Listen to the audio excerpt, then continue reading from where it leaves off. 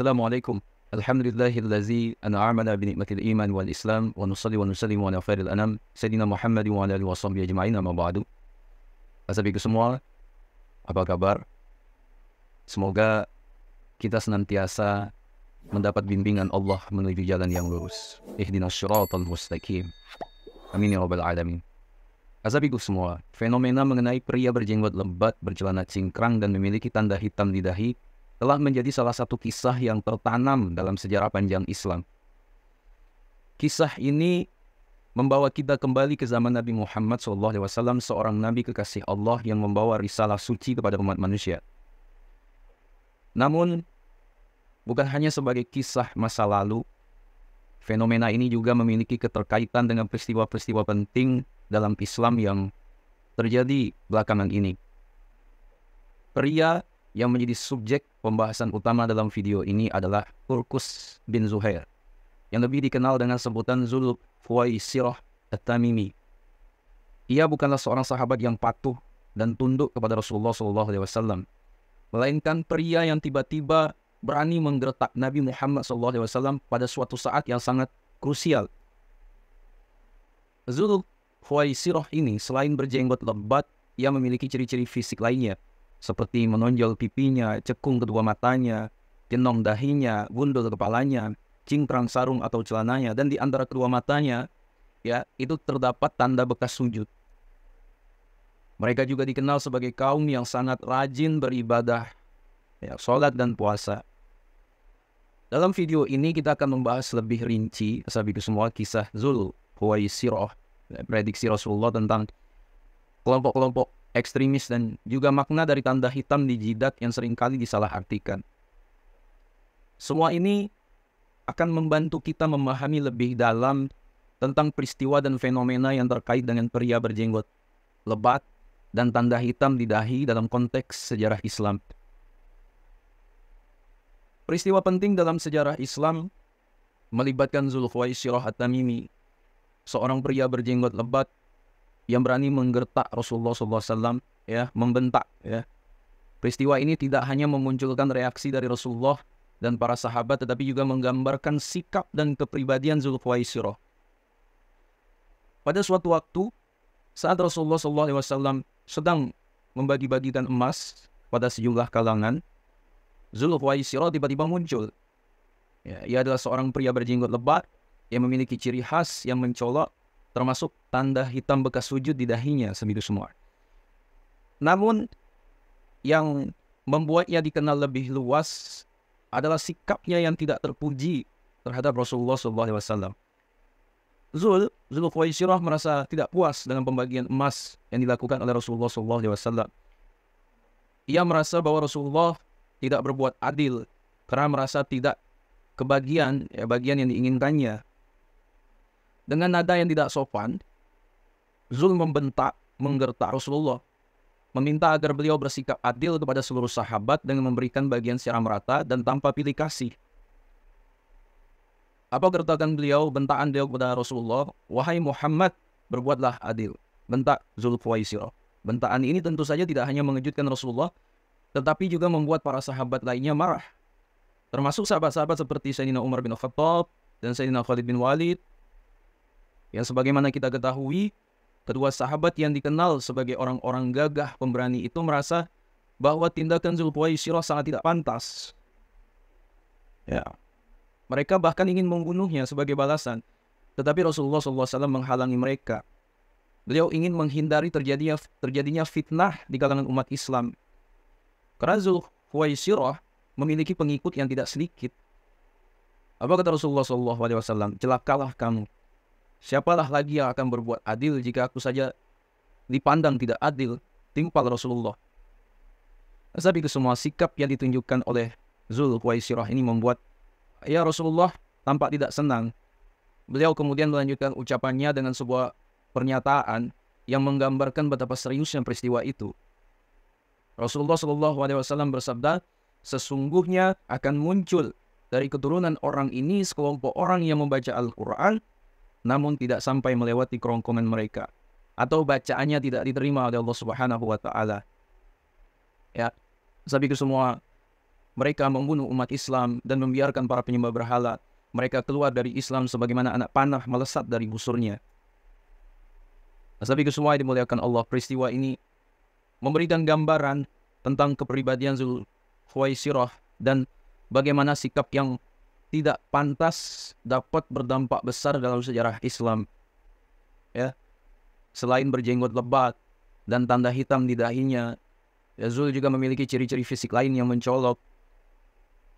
Peristiwa ini juga mengingatkan kita pada fenomena yang terjadi dalam zaman modern kita sekarang ini, di mana kelompok-kelompok ekstremis yang menggunakan agama sebagai dalih untuk melakukan kekerasan dan menimbulkan kerusakan dalam umat Islam sendiri, ya sahabat semua.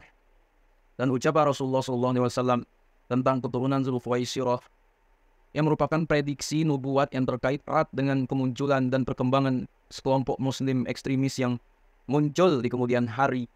Ya. Ucapan Rasulullah SAW tersebut tampaknya menjadi sebuah nubuat yang sangat akurat ya tentang masa depan umat Islam. Munculnya kelompok ekstremis yang mengklaim diri mereka sebagai pemurni tauhid namun melakukan kekerasan terhadap sesama muslim dan bahkan membiarkan orang-orang kafir.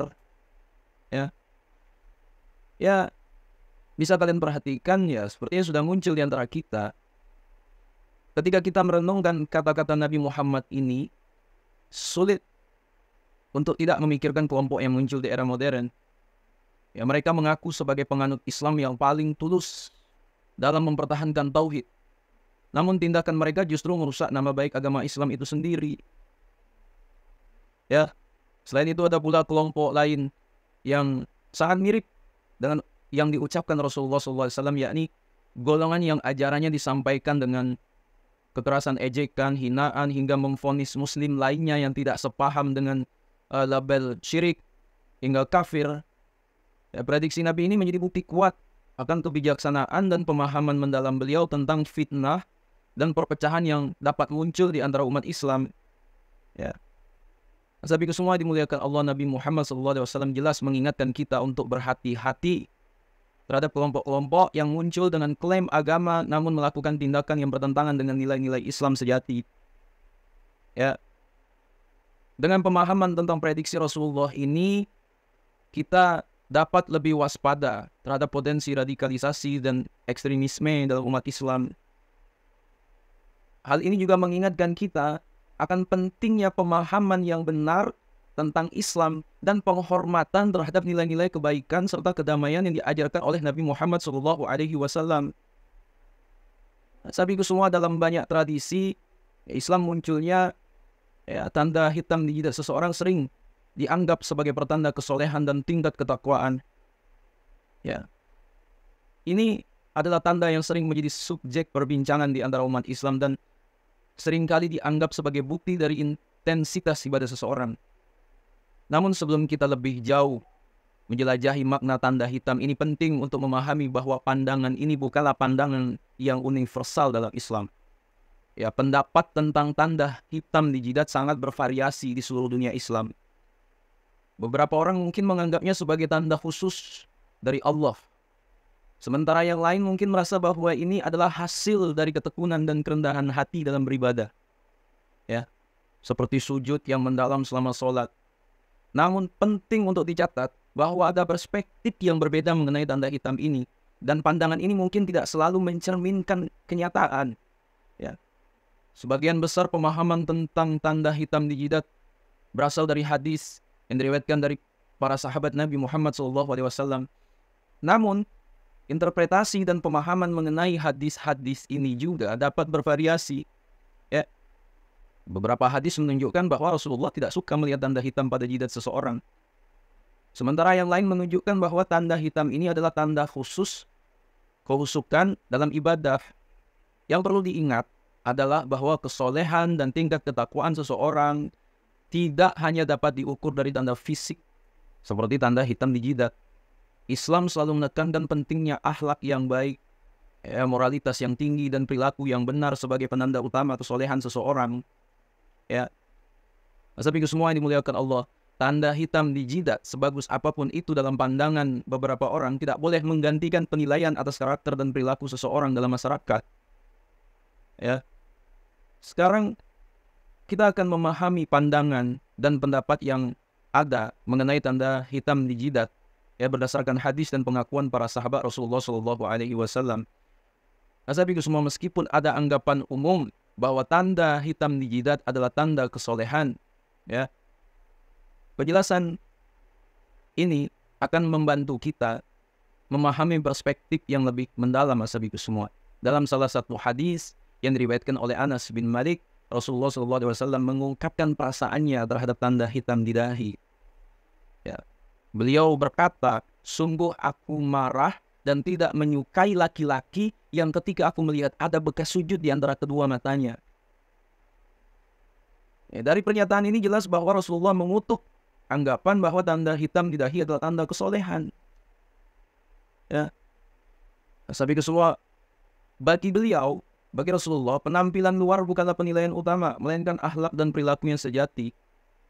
Selain itu, hadis lain yang diriwayatkan oleh Imam Al-Baihaqi yang menjelaskan pandangan Sayyidina Abdullah bin Umar, salah satu sahabat terkemuka, ketika beliau melihat seseorang dengan bekas sujud yang berwarna hitam di antara kedua matanya, beliau berkata, bekas apa yang ada di antara kedua matamu itu? Sungguh aku telah lama bersahabat dengan Rasulullah, Sayyidina Abu Bakar, Sayyidina Umar, dan Utsman. Apakah kau melihat ada bekas tersebut pada dahiku? Dari pernyataan Sayyidina Abdullah bin Umar, kita dapat menyimpulkan bahwa sahabat Rasulullah juga tidak menganggap tanda hitam di dahi sebagai tanda kesolehan. Dalam konteks lain, Sayyidina Ibnu Umar juga pernah berkata, wahai hamba Allah, sesungguhnya penampilan seseorang itu terletak pada wajahnya.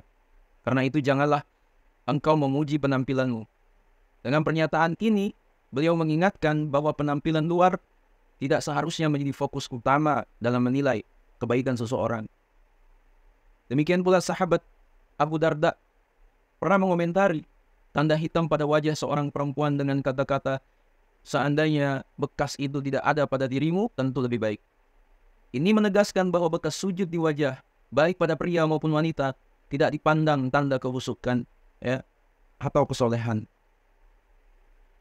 Mengutip penjelasan Imam Al-Baihaqi, tanda sujud sebenarnya bukanlah bekas yang ada di wajah, tetapi tanda kehusukan. Ini berarti bahwa penekanan seharusnya pada tingkat, ya, kehusuan dan ketakwaan dalam hati seseorang ketika menjalani ibadah. Bukan sekedar tanda fisik yang tampak di wajah. Dari Umayyah bin Abdurrahman, ia berkata, aku berada di dekat Yazid ketika seseorang bernama Zubair bin Suhail bin Abdurrahman bin Auf datang melihat kedatangan saya, berkata, sungguh dia telah merusak wajahnya. Demi Allah, bekas di dahi itu bukanlah bekas sujud. Demi Allah, aku telah sholat dengan menggunakan wajahku ini selama sekian waktu lamanya. Namun sujud tidaklah memberi bekas sedikit pun pada wajahku. Dengan demikian, tanda hitam di jidat bukanlah tanda kesolehan yang sejati. Sebaliknya, kesolehan sejati diukur melalui akhlak, moralitas, dan perilaku yang baik. Dengan pemahaman yang lebih mendalam ini, kita dapat menjauhkan diri dari penilaian berdasarkan penampilan fisik dan lebih fokus pada perkembangan internal yang mendalam dalam agama Islam. Sahabatku semua, ini muliakan Allah Subhanahu wa Ta'ala. Dalam perjalanan video ini kita telah membahas secara rinci tentang tanda hitam di jidat dan bagaimana hal tersebut sering disalahpahami sebagai tanda kesolehan dalam tradisi Islam. Namun, penting untuk memahami bahwa ayat yang sering dikutip dalam konteks ini sebenarnya memiliki makna yang lebih mendalam dan tidak berkaitan langsung dengan tanda hitam di jidat. Ya.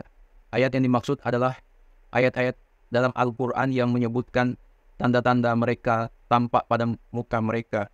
Untuk memahami makna sejati dari ayat-ayat ini, kita perlu merujuk kepada penafsiran yang lebih komprehensif.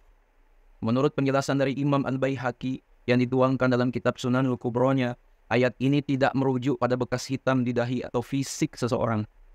Ya. Imam Al-Baihaqi menerangkan bahwa yang dimaksudkan oleh ayat ini adalah bukan sebagaimana perbuatan orang-orang bodoh dan suka pamer, yaitu tanda hitam yang ada di dahi. Sebaliknya, yang sebenarnya dimaksud adalah kehusukan dalam yang dimaksudkan adalah kehusukan. Ya. Dalam kitab Hasyiah As-Sawi dijelaskan, bukanlah yang dimaksudkan oleh ayat adalah sebagaimana perbuatan orang-orang bodoh dan suka pamer, yaitu tanda hitam yang ada di dahi. Karena hal itu adalah ciri khas dari Khawarij. Dalam sebuah hadis disebutkan, sesungguhnya saya benci seseorang yang saya lihat di antara kedua matanya terdapat bekas sujud.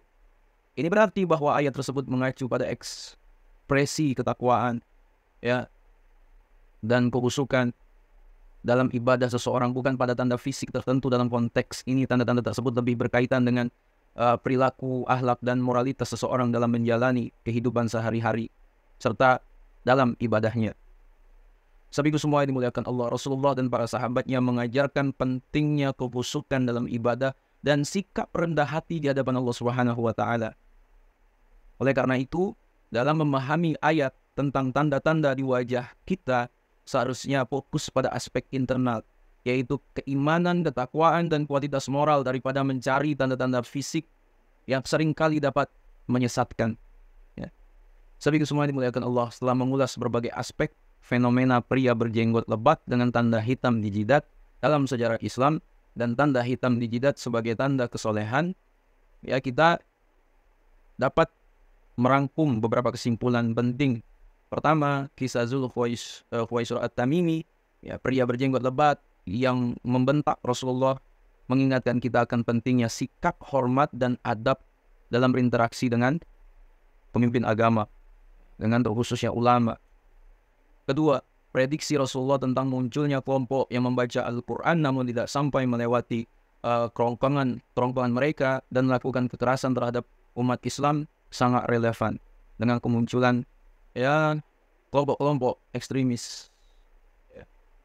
Ketiga, tanda hitam di jidat meskipun sering dianggap sebagai tanda kesolehan sebenarnya tidak memiliki hubungan langsung dengan tingkat ketakwaan seseorang.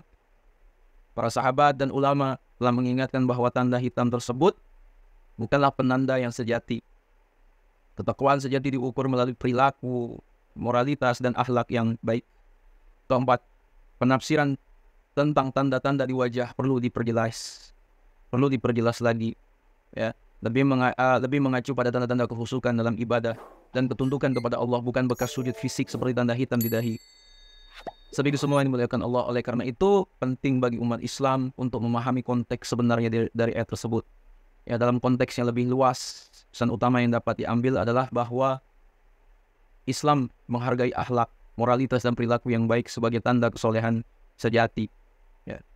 Sebuah tanda fisik seperti tanda hitam di jidat, ya, tidak cukup untuk mengukur keimanan seseorang.